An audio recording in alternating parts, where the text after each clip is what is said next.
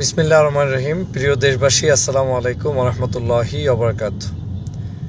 একটা ইন্টারেস্টিং আমাদের সাক্ষাৎকার দেখলাম গতকালকের থেকে। যে সাক্ষাৎকারটি হচ্ছে আমাদের বাংলাদেশের মহামান্য রাষ্ট্রপতি জনাব চুপ্পু সাহেবের সাংবাদিকের সাথে সাক্ষাৎকার। সে সাক্ষাৎকারটায় তার বেশ কিছু ক্ষোভ প্রকাশ পেয়েছে এবং কিছু সত্য ঘটনা তিনি প্রকাশ করার চেষ্টা করেছেন।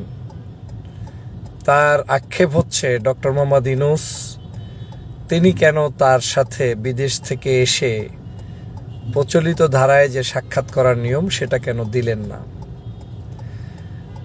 আমি খুব অবাক হয়েছি যে জুলাই বিপ্লবের পরে বাংলাদেশের বর্তমান প্রেক্ষাপটে যেই হর্তাকর্তা চুপ্পু সাহেবকে প্রেসিডেন্ট হিসেবে নিয়োগ দিয়েছেন, তিনিও যখন এই দেশ থেকে পালিয়ে গিয়েছেন 5ই আগস্ট, তারপরে এই দেশের জনগণ কি এই ভদ্রলোকের উপরে সর্বোচ্চ ভালোবাসা দেখিয়ে এখন পর্যন্ত তিনি বাংলাদেশের বঙ্গভবনে অবস্থান করছেন, অ্যাটলিস্ট তিনি আরামে ঘুমাচ্ছেন যে কোনো আওয়ামী লীগের তুলনায়, অ্যাটলিস্ট তিনি সামাজিক প্রোগ্রামগুলোতে প্রোটোকল পাচ্ছেন, সম্মান পাচ্ছেন, এটা কি তার জীবনের জন্য অনেক বড় প্রাপ্তি নয়?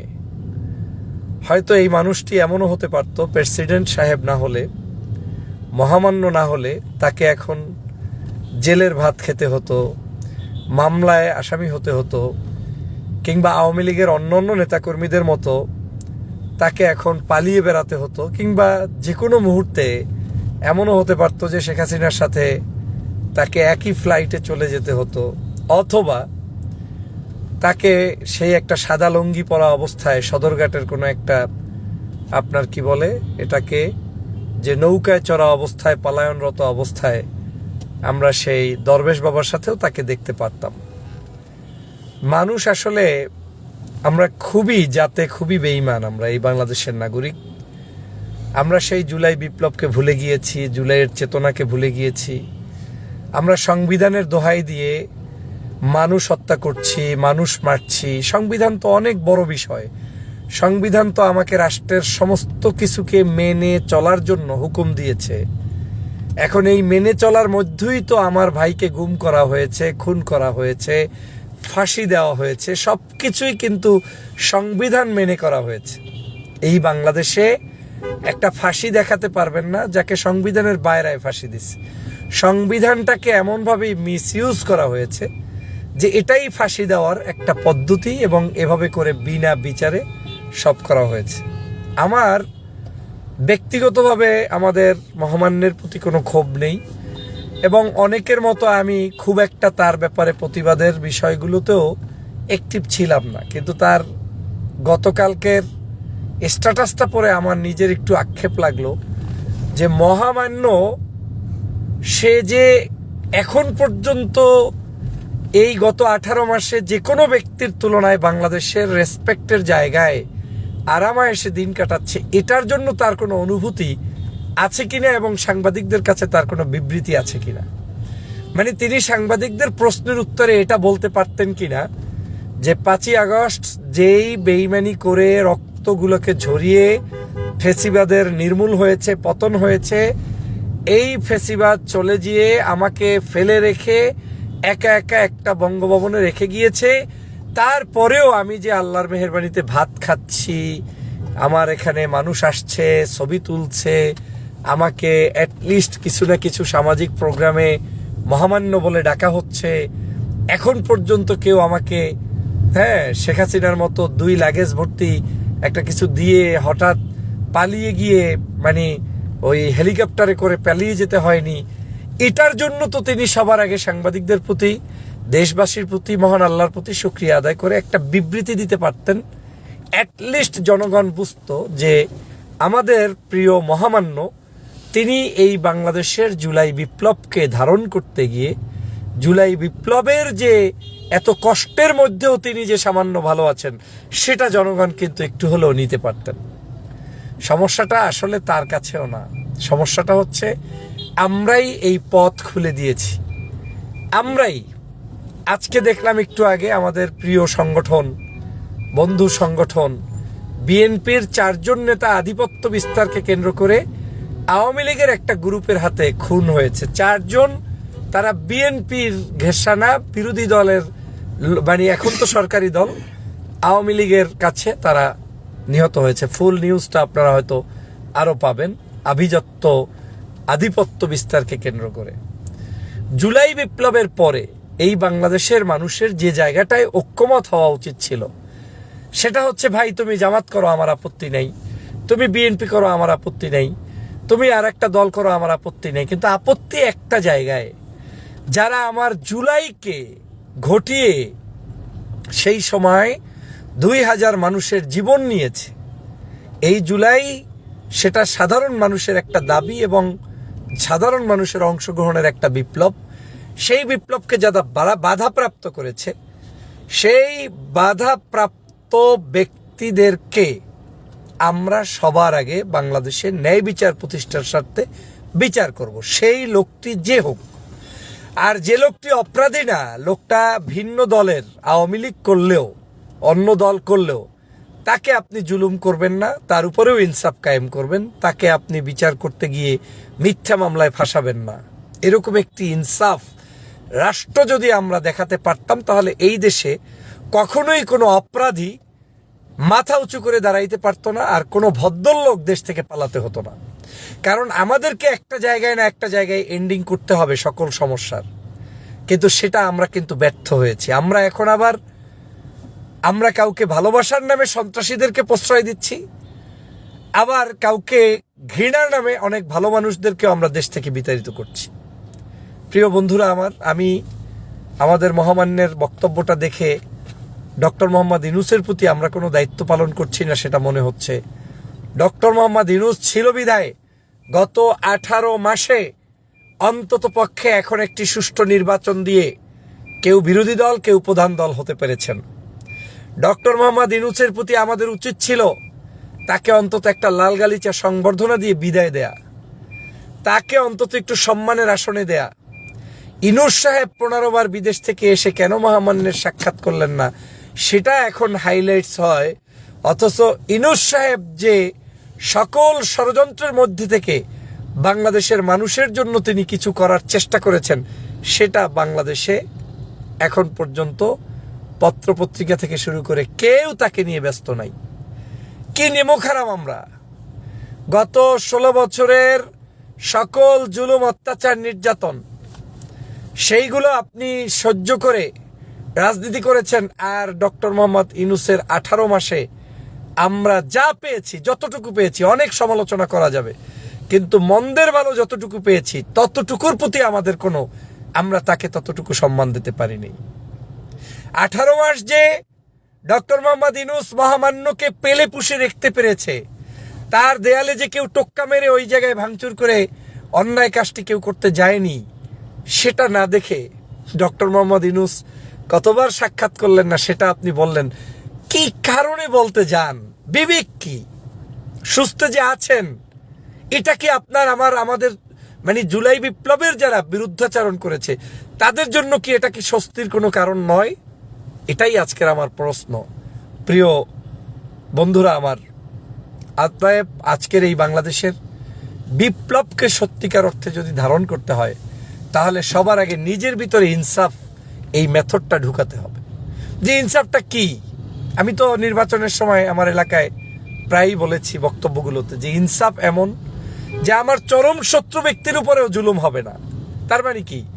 আমি আওয়ামীর বিরুদ্ধে টকশো করেছি, কথা বলেছি, কিন্তু লোকটা যদি অপরাধী না হয় তার বিরুদ্ধেও আমার কোনো ধরনের ইলিগাল অ্যাকশন যাবে না, এটার নাম ইনসাফ। কিন্তু এর মানে এই নয় যে একজন মানুষ খুনি, সে আমার ভাই হলে রক্ষা পেয়ে যাবে, কিংবা আওয়ামী লীগ হলে আমার বন্ধু হলে রক্ষা পেয়ে যাবে, না, এটার নাম ইনসাফ না। খুনিকে খুনি হিসাবে বিচার করতে হবে। আজকের বাংলাদেশের প্রবলেমটা এখানেই হয়েছে। আমরা বিপ্লবটাকে বিপ্লব হিসাবে আর ধরি নাই, আমরা আইনের ভিতরে চলে গিয়েছি, সংবিধানের মধ্যে, আর তাও স্বার্থবাদী আইনের কাছে। মানে আমার প্রাইম মিনিস্টার শপথ নিতে হবে, আমি এমপি হতে হবে, আমি এটাকে আইনের মধ্যে নিয়ে নিলাম। অথচ আইনে আমার 29 সাল 28 সালের আগে নির্বাচন নাই, সেটাকে আবার আইন হিসেবে সাব্যস্ত করছি না। আইন অনুযায়ী আপনি যাদেরকে খেদাইলেন সেইটা তো কোনো কাগজ কলমে লেখা নাই কিভাবে খেদাইলেন। এই যে বিষয়টা হচ্ছে, আমার যতটুকু লাগবে ততটুকু আইন, যা লাগবে না তা আমার আইন না। এইভাবে করে করে আজকের এই বাংলাদেশের আমাদের এই বাস্তব চিত্রটা এখন জনগণের সামনে দেখতে পাচ্ছেন। প্রিয় বন্ধুরা আমার, সে কারণে আমি মহামান্যের এই সাক্ষাৎকার দেখে বিচলিত হলাম, হাসিও পেলাম যে মহামান্য আপনি তো অন্তত, আমি অবশ্যই রেসপেক্ট করি গভর্নমেন্টের প্রত্যেকটা সেক্টরকে এবং আমাদের দেশের শ্রদ্ধাটা থাকা উচিত। উনি প্রেসিডেন্ট সাহেব, ওনার প্রতি আমার ব্যক্তিগত কোনো বিরাগ বাজন নাই, কিন্তু দুঃখটা হচ্ছে এই, আপনি কি এতটুকু যতটুকু পেয়েছেন, আপনাকে যে নিয়োগ দিল তার চাইতে তো আরামে আছেন আপনি শেখ হাসিনার হাত থেকে নিয়োগ পেয়ে অ্যাটলিস্ট এখন পর্যন্ত এই 18 মাসে শেখ হাসিনারও যতটুকু কষ্ট পোহাইতে হয়েছে আপনার তো সেটু লাগে নাই। তো সেটু সাংবাদিকদেরকে বলতেন যে এই জুলাই যারা ঘটিয়ে দিল, জুলাইয়ের অভ্যুত্থানটার পিছনে যে কারণ, এই কারণটা যারা ঘটিয়েছে তাদের নামে আপনি একটা বিবৃতি দিতেন যে এই জুলাই বিপ্লবটাই তো হতো না হাসিনার ফেসিবাদী না হলে। আপনি সেই বিবৃতি না দিয়ে, ডক্টর মোহাম্মদ ইউনূস যে 18 মাস পেলে পুষে রাখলো সেটার বিবৃতি না দিয়ে, নতুন আরাম ভোগ করার স্বার্থে আপনি কাউকে খুশি করে বিবৃতি দিলেন। এই খুশিতে যারা পটে গিয়ে সাহায্য সহযোগিতার হাত বাড়িয়ে দিবেন তারাই শহীদ রাষ্ট্রপতি জিয়াউর রহমানের মতো একটা চরম ভুল করবেন। এই দেশে শেখ হাসিনাকে জিয়াউর রহমানই এনেছিলেন এবং তার কয়েকদিনের মধ্যে তাকেই হত্যার শিকার হতে হয়েছিল। কথাগুলো পছন্দ হবে না তাদের, যারা শুধু টেন্ডারবাজ, চাঁদাবাজ, নতুন কিছু খেতে চায়, আহাম্মকের মতো রাজনীতিটাকে মনে করে আজকের একদিন, তাদের অপছন্দ হবে। কিন্তু বাস্তবতা এটাই, আপনার রাজনীতিতে শত্রুও থাকবে, আমার অপোজিশন থাকবেই, কিন্তু এটা মাথায় রাখতে হবে আপনার অপোজিশন কে থাকলে আপনার অ্যাটলিস্ট জীবনটা নিরাপদ, আর কে আপনার অপোজিশন থাকলে জীবনই নিরাপদ না। আজকের এই বাংলাদেশে দেশনেত্রী বেগম খালেদা জিয়াকে হত্যা করেছে কে? গবেষণা করেন। জামাত ইসলাম করেছে, গোলাম আজম সাহেব করেছে, কাদের মোল্লা করেছে, সাইদি সাহেব করেছে, নিজামী করেছে, ডাক্তার শফিকুর রহমান করেছে। খালেদা জিয়াকে হত্যা কে করেছে? রিয়েলাইজ করেন। তার এই অসুস্থ শরীর কে বানিয়েছে? জেলখানায় কে পাঠিয়েছে? কারো ভিতরে এই সেন্সটাই নাই। অতএব একজনে আপনার বিরুদ্ধে বক্তব্য দিয়ে আপনাকে হয়তো বিরক্ত করছে, সে বক্তব্যের মধ্যেই বিরক্ত করছে, কিন্তু আপনার জন্য হার্মফুল না যে আপনাকে ধ্বংস করে দিবে। আর শেখ হাসিনা তো আপনাকে ধ্বংস করে দিয়ে চলে গিয়েছে। বাংলাদেশের গত 16 বছর যতগুলো বক্তব্য রেডিও, টিভি চ্যানেল, রাস্তাঘাটে ছিল, সব বক্তব্যগুলোতে তারেক রহমান সাহেবকে নিয়েই কটূক্তি করা হয়েছে। তাকে মামলার আসামি, তাকে বিভিন্ন 10 ট্রাকের অস্ত্র, অমুক তমুক, জঙ্গিবাদের হোতা, কি না বলেছে। তিনি তো বাংলাদেশে আসতেই পারবেন না বলেছে। আজকের সেই কারণে এই জায়গায় এখন সবাই আপনাকে পাম দিবে, সবাই আপনার পাশে থাকতে চাবে। দুর্দিনে আবার কেউ আপনার পাশে আসবে না, যেমনটা শেখ হাসিনার পাশে কেউ নাই। এটা হচ্ছে বাস্তবতা। তারপরেও আমার যে বক্তব্য সেটা হচ্ছে, আমাদের রাজনীতিতে শত্রু এবং মিত্র চেনা দরকার। অন্তত লোকটা আমাকে শেষ করে দিবে না সেই লোকটা চেনা দরকার এবং সেভাবে করে আগামীর পথ পাড়ি দেয়া দরকার। না হয় এই রাজনীতিতে আগামীতে আমাদের জন্য আরও কঠিন পরিস্থিতি বিরাজ করছে। আমি তো অবশ্যই স্বস্তি বোধ করি যে অন্তত সরকারে বিএনপি এবং বিরোধী দলে জামাত, কিংবা সরকারে জামাত বিরোধী দলে বিএনপি। কেন? আমার কাছে মনে হয়েছে যে অন্তত আপনারা মিউচুয়াল আন্ডারস্ট্যান্ডিং এবং রাষ্ট্রীয় জায়গায় জনতার জন্য খারাপ কিছু বয়ে আনুক, এটা অন্তত না চেয়ে আপনারা ভালো কিছু করেন। কিন্তু আপনারা এমন কিছু করবেন যেটার মাধ্যমে আপনারাই হারিয়ে যেতে থাকবেন, এইটা হতে পারে না। এটা হলে দেশের জন্য, জাতির জন্য ভোগান্তির কিন্তু শেষ নেই। প্রিয় দেশবাসী, সবাই ভালো থাকবেন। মহামান্যের আক্ষেপটা ডক্টর ইউনূসকে নিয়ে এবং ডক্টর ইউনূস সহ বিভিন্ন ব্যক্তিবর্গকে নিয়ে, কিন্তু ওই ব্যক্তিবর্গ যে পেলে পুষে এতদিন পর্যন্ত রেখেছেন সেটার জন্য সুক্রিয়া বোধ আমরা সেখানে দেখি নাই। আজকের সে কারণেই আমি মনে করি যে এই বাংলাদেশের আমাদের সকলের আরও সচেতন হওয়া দরকার, রাজনৈতিক সচেতনতা বৃদ্ধি করা দরকার এবং কথাবার্তা বক্তব্য আমাদেরকে আরও বেশি জেনে শুনে বুঝে বলা দরকার। এবং আমার কেন জানি ভয় হচ্ছে যে যাদেরকে আপনি এখন সবচেয়ে বেশি ভয় পান, ধরেন বিএনপি এখন তার প্রধান কাটা হচ্ছে জামাত ইসলাম, কিংবা বিএনপি ঘরেরই সন্তান ফয়জুল হক, কারণ আমি বলছি সতর্ক করছি, এই তো। কিন্তু আপনি যাদেরকে আপন ভাববেন, আপনরা একসময় গলার কাটা হয়ে দাঁড়াবে এবং তারা আপনাদের পথ রুদ্ধ করবে, তখন আপনি বন্ধুকেও আর পাশে পাবেন না। সেরকম পরিস্থিতি না হোক। যারা জুলুমের শিকার ছিলেন, জুলুমবাজ, সেই জুলুমের শিকার মজলুম মানুষগুলো অন্তত কিছু কিছু ক্ষেত্রে ঐক্যবদ্ধ হন, জুলাই বিপ্লবটাকে, চেতনাকে ধারণ করুন এবং জুলাইয়ের ছাত্রছাত্রীদের শহীদের রক্তের বিনিময়ে অর্জিত এই বাংলাদেশকে নো কম্প্রোমাইজ নীতিতে একটা ইস্যুতে অন্তত আপনারা এক থাকুন যে জুলাইয়ের চেতনা বিক্রি করতে দিব না, এটাকে ব্যাহত হতে দিব না, জুলাইটাকে, মূল স্পিরিটটাকে ধারণ করে দেশের সংস্কার করব, রাজনীতি করব। এর বাইরে আমি আমার আইডিওলজি নিয়ে জামাত করব, আর একজনে বিএনপি করবে, আর একজনে আরেক দল করবে, নো প্রবলেম এট অল। কিন্তু আপনি এই জুলাইটাকে শেষ করে দিয়ে নতুন কিছু চিন্তা করবেন, সেটা হবে না। সবাই ভালো থাকবেন, সুস্থ থাকবেন। আসসালামু আলাইকুম ওয়া রাহমাতুল্লাহি ওয়া বারাকাতুহু।